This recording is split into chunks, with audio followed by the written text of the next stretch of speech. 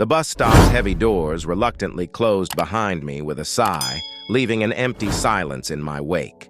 A deserted halt, save for two bearded men huddled together, their faces already tinged blue from excessive alcohol consumption. A gentle yet biting wind swept through the desolate streets, carrying with it the faint scent of rain.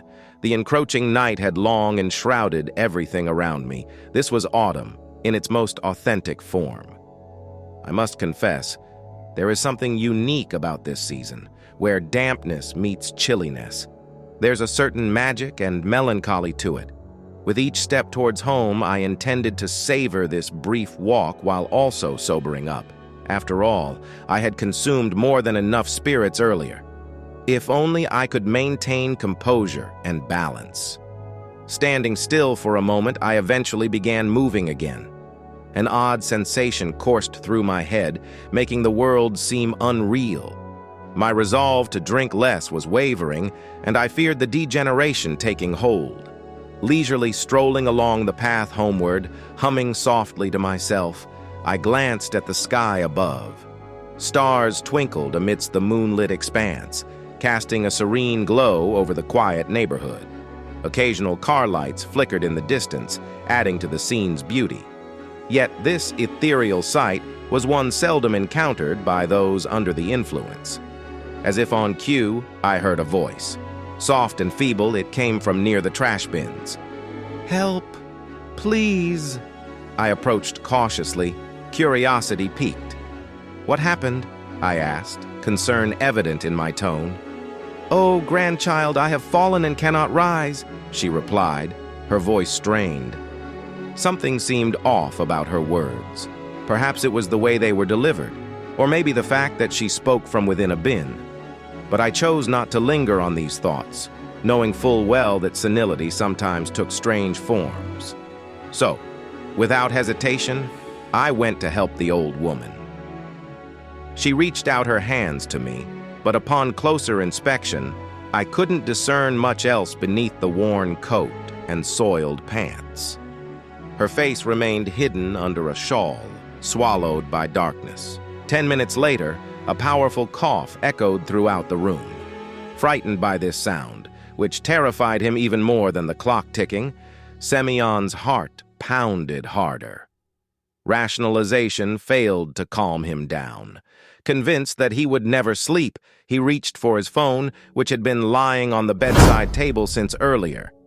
As he felt around for the device, Semyon accidentally knocked it off the table, causing it to crash onto the floor. Startled, he groped for the fallen phone in the darkness. Unable to locate it, he turned on the bedroom light. Disappointment set in as he searched unsuccessfully for the missing device. The sound of the clock stopped. The vibrating phone on the floor signaled an incoming call. Semyon hesitated before deciding to ignore it. With a sense of unease, he returned to his previous attempts to fall asleep. He woke up sometime after lunch the next day, picked up the fallen phone, and saw one missed call from an unknown number. Curiosity got the better of him despite the fear he experienced during the previous night. However, Semyon ultimately chose not to investigate further. All he cared about now was checking the clock. Upon entering the kitchen, Semyon removed the clock from the wall and laid it on the couch to change the batteries. As soon as he opened the back cover, everything went black, and he collapsed unconscious.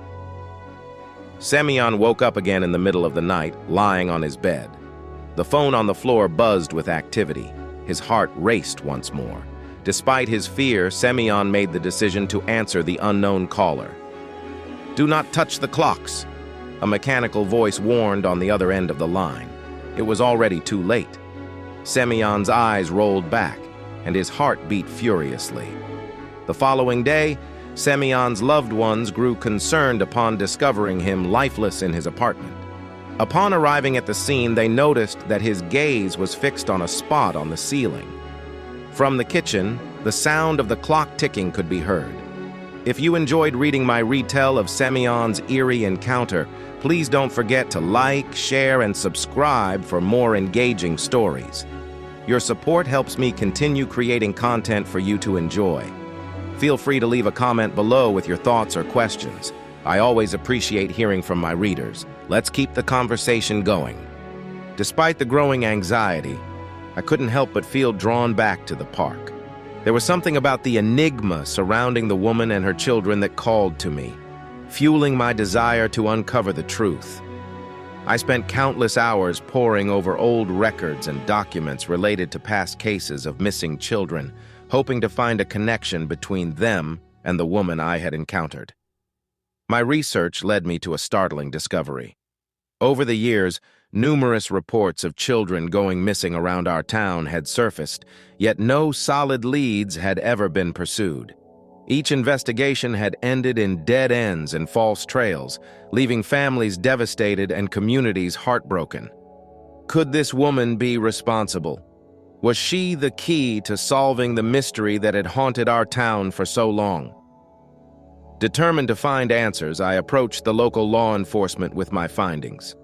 Together, we launched a full investigation into the woman and her background. Through diligent work and tireless dedication, we slowly pieced together the puzzle, revealing a tangled web of deceit and manipulation. It turned out that the woman was indeed a serial kidnapper, preying on vulnerable families and stealing their children. She had built a network of accomplices, using various aliases and disguises to blend seamlessly into society.